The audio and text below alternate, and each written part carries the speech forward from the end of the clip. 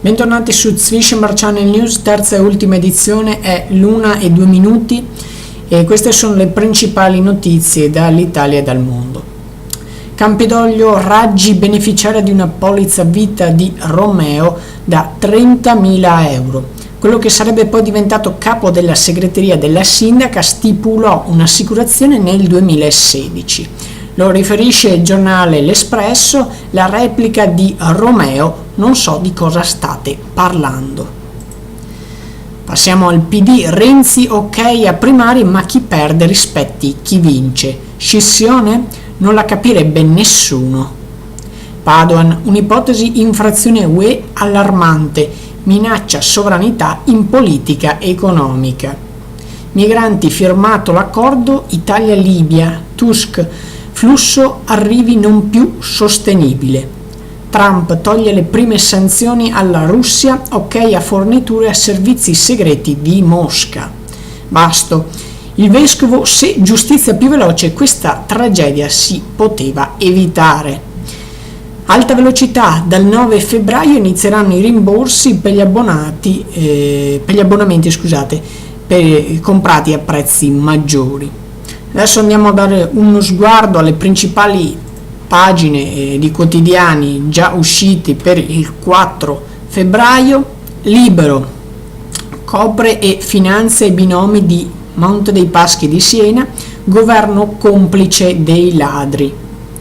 La strage ferroviaria, la CGIL lucra sulle vittime di Viareggio.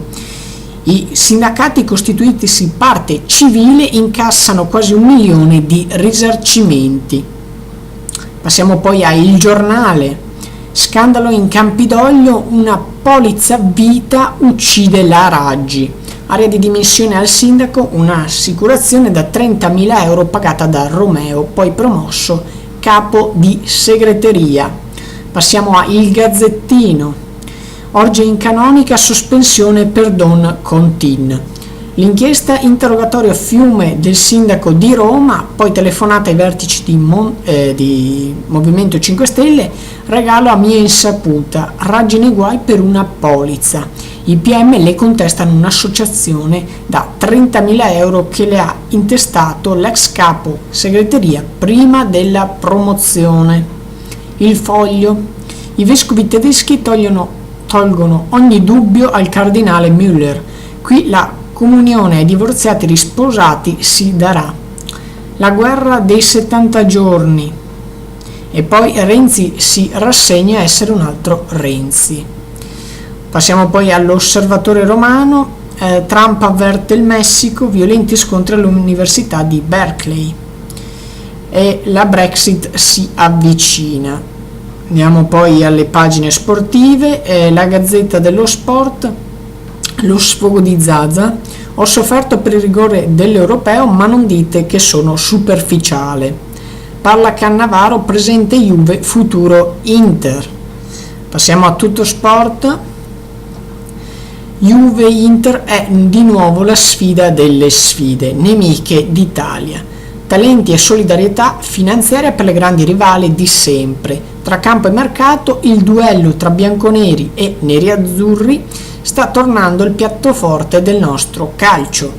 Adesso passiamo al meteo per la giornata di venerdì 3 febbraio. Piogge sparse soprattutto al nord, bello al centro e al sud.